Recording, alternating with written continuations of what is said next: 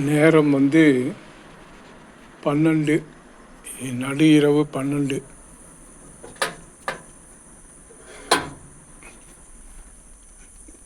இன்னும் கிரகணம் விடலை. ஆனால் மேலே தெரியல.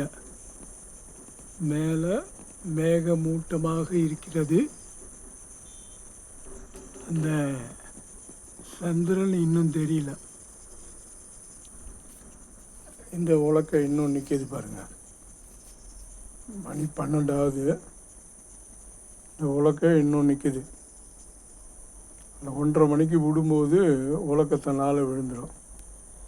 அது வரைக்கும் மூச்சிருந்து எடுக்கணும்னு பார்க்குறேன். பார்க்கலாம். தூங்கிட்டோம்னா அது கீழே வந்துட்டுருக்கோம். அந்த நேரத்துக்கு வந்தாவது எடுக்கலாம். ஓம் நமச்சிவாய, ஓம் நமச்சிவாய, ஓம் நமச்சிவாய.